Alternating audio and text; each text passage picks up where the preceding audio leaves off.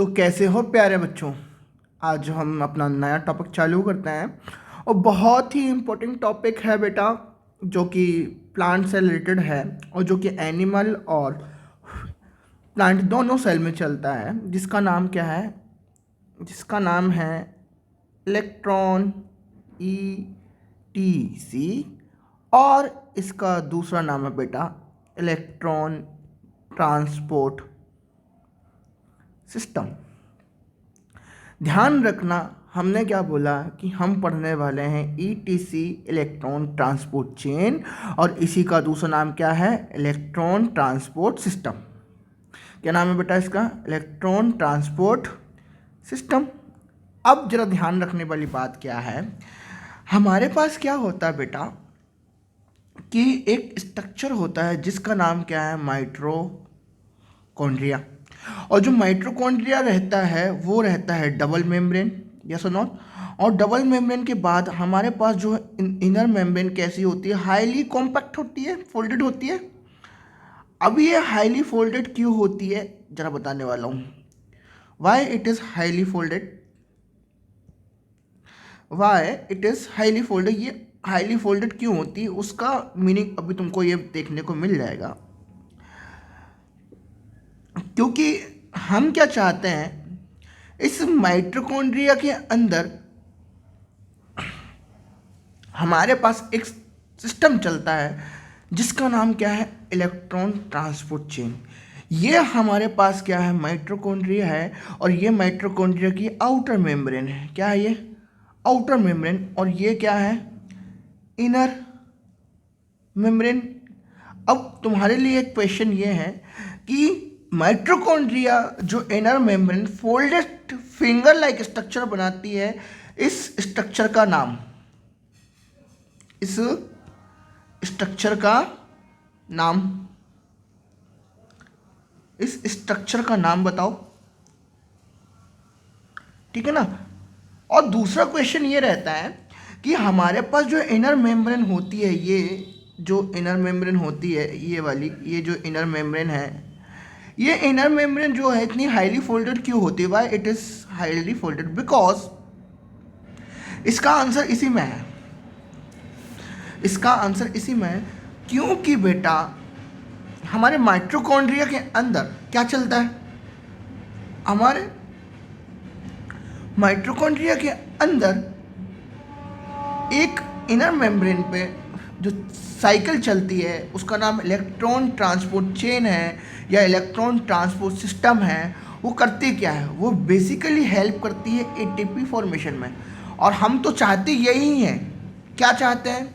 कि ATP का formation ज़्यादा से ज़्यादा हो, एनर्जी का फॉर्मेशन ज़्यादा से ज़्यादा हो। हम तो चाहते यही हैं। बात आई समझ में? हमने क्या पढ़ा कि माइटोकॉन्ड्रिया कैसा होता है? डबल मेम्ब्रेनस होता है, आउटर मेम्ब्रेन और इनर मेम्ब्रेन। आउटर मेम्ब्रेन और इनर मेम्ब्रेन की बात करोगे बेटा तो क्या है हमारे पास?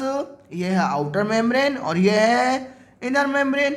आउटर मेम्ब्रेन पूरी सर्कल करती है और इनर मेम्ब्रेन कैसी है?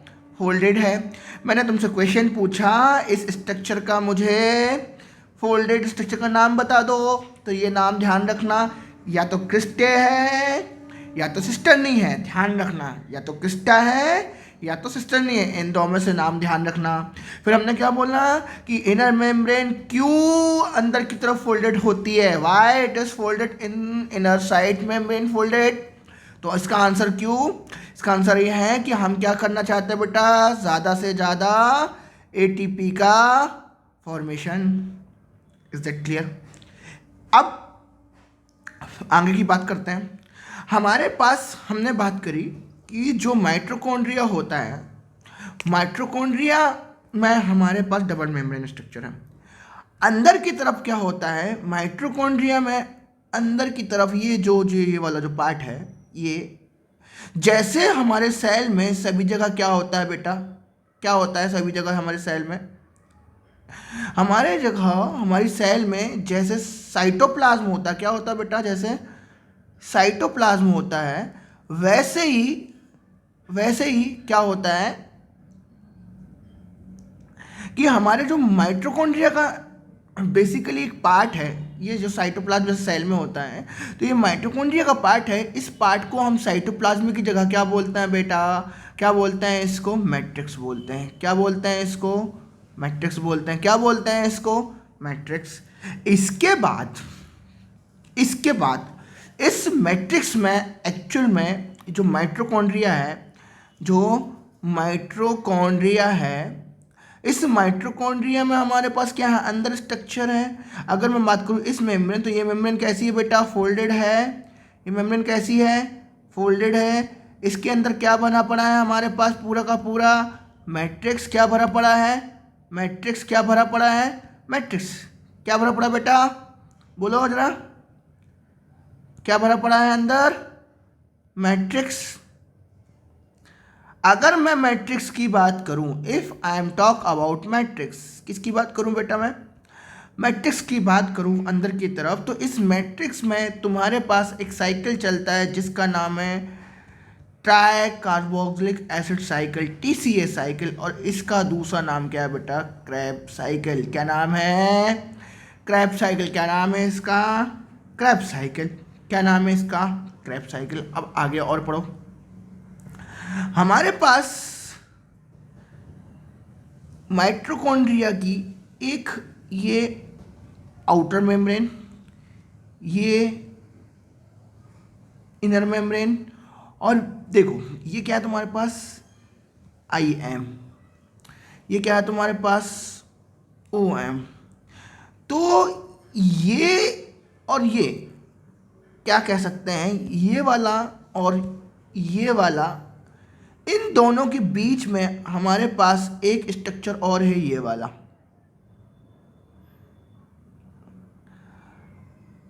इस स्ट्रक्चर का नाम है, ये स्ट्रक्चर नहीं है, ये बेसिकली क्या बोल सकते हो? एक स्पेस है। तो इसको क्या बोलेंगे? इसको क्या बोलेंगे? इंटर माइटोकॉन्ड्रियल स्पेस बोलेंगे। क्या बोलेंगे बेटा? इंटर माइटोकॉन्ड्रियल स्पेस बोलेंगे। इसके बाद आगे चलो। हमारे पास ये इनर मेम्ब्रेन हो गई और हमारे पास आउटर मेम्ब्रेन हो गई। उन दोनों के बीच में हमारे पास क्या प्रेजेंट है? IMS, इंटर मेम्ब्रेनल स्पेस, या इंटर माइटोकॉन्ड्रियल स्पेस। ऐसे ही तुम्हारे पास क्लोरोप्लास्ट में भी होता है। अब जरा ध्यान से देखना मेरे पास, फिर से देखो मैं क्या करने वाला हूँ।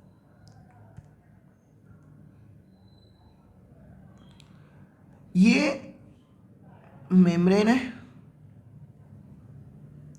ये आउटर मेम्ब्रेन और ये इनर मेम्ब्रेन, ठीक है ना। अब आउटर मेम्ब्रेन और इनर मेम्ब्रेन मैं बेसिकली तुमको समझाने वाला हूँ माइटोकॉन्ड्रिया की इनर मेम्ब्रेन को।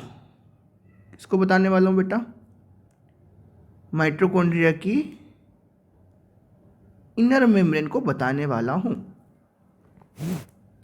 हमारे पास माइटोकॉन्ड्रिया की इनर मेम्ब्रेन पे बेसिकली एक सिस्टम चलता है जिसका नाम था इलेक्ट्रॉन ट्रांसपोर्ट चेन, और इसी का दूसरा नाम था इलेक्ट्रॉन ट्रांसपोर्ट सिस्टम, इसी का नाम था।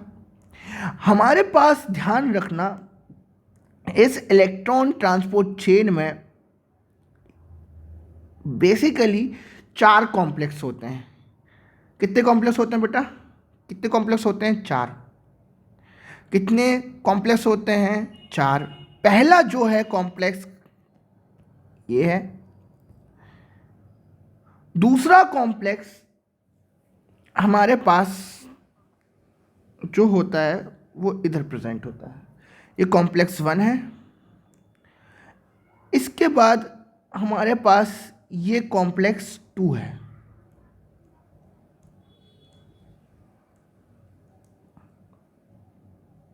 ठीक है।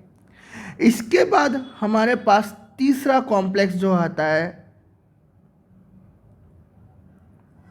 वो तीसरा कॉम्प्लेक्स जो आता है वो इधर प्रेजेंट होता है।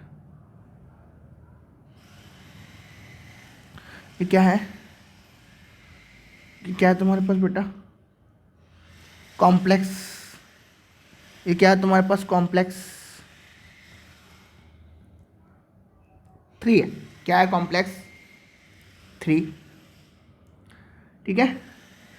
अब ये यहाँ जगह कम पड़ रही है तो कॉम्प्लेक्स 4 एंड कॉम्प्लेक्स 5 बता रहा हूँ मैं। इसके बाद हमारे पास अगर मैं बात करूँ तो कॉम्प्लेक्स 4 मान लो ये है हमारे पास,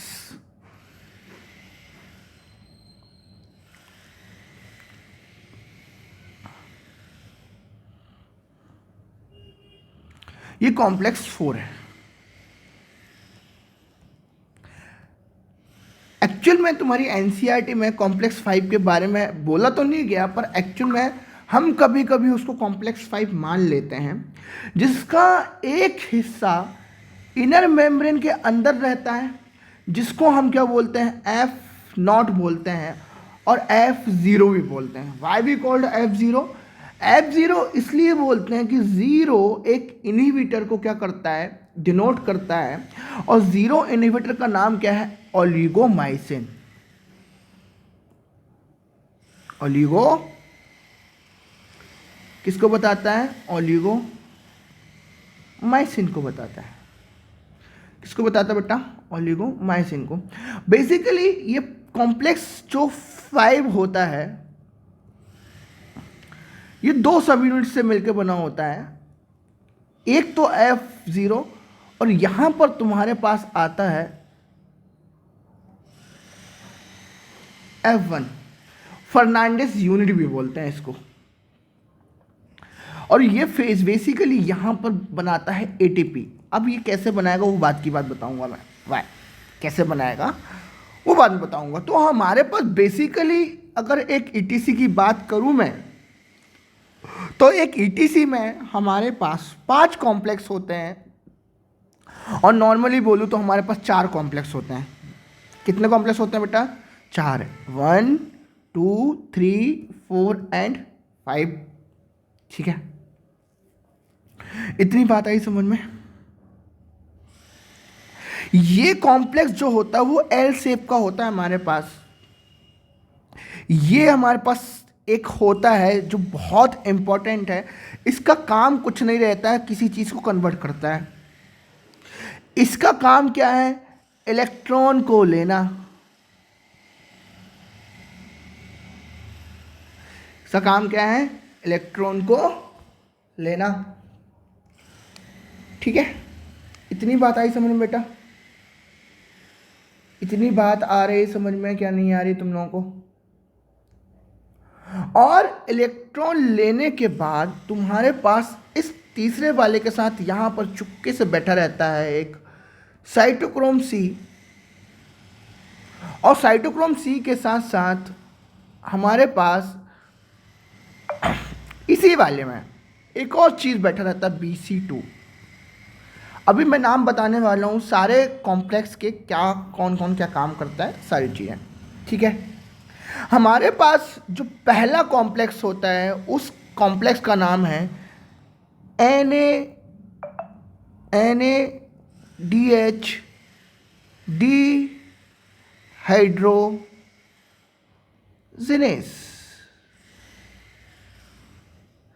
NADH डिहाइड्रोजिनेस। इसके बाद हमारे पास जो दूसरा है वो है succinic dehydrogenase.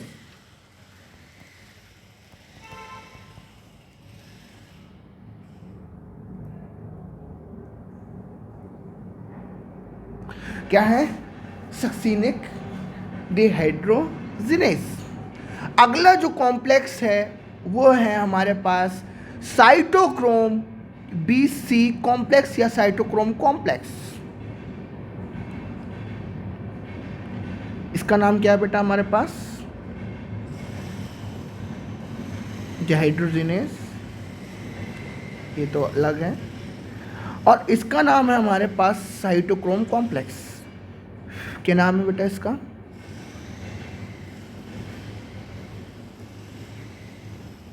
Cytochrome BC2 complex, जो यहां पर लिखा है, ठीक है। अब हमारे पास आता है फोर्थ कॉम्प्लेक्स, और जो फोर्थ कॉम्प्लेक्स रहता है वो बहुत ही महत्वपूर्ण काम करता है। मैं अभी थोड़ी सा हिंट दे दूं आपको, ये जो कॉम्प्लेक्स 4 होता है, ये एक्चुअल में होता कैसा है? ये एक्चुअल में तुम्हारे पास इसका जो स्ट्रक्चर होता है वो कुछ ऐसा होता है। एक्चुअल में इसका काम क्या है? इसका काम एक ही है, ध्यान रखना, बहुत और इम्पोर्टेंट काम है कि हमारे पास ये जो कॉम्प्लेक्स 4 है ये काम करता है साइटोक्रोम ऑक्सीडेज, तो इसका नाम है, क्या नाम है इसका? साइटोक्रोम ऑक्सीडेज तो नाम है इसका। क्या नाम है इसका? साइटोक्रोम ऑक्सीडेज तो नाम है इसका। बट ध्यान रखना इसका काम है हाफ O2 जो कि इलेक्ट्रॉन को और कुछ अमाउंट में हाइड्रोजन को एक्सेप्ट करके, प्रोटॉन पंप को एक्सेप्ट करके वाटर बनाने का काम करता है। क्या बनाने का काम करता है? वाटर बनाने का काम करता है। और ये लास्ट एंड लीस्ट वन जो कि है F0 F1 वाला, जो ATP फॉर्मेशन के लिए काम करता है।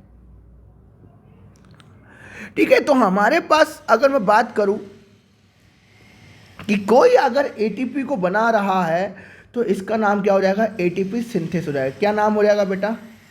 ATP सिंथेस नाम हो जाएगा। क्या नाम हो जाएगा? ATP synthase. ठीक है।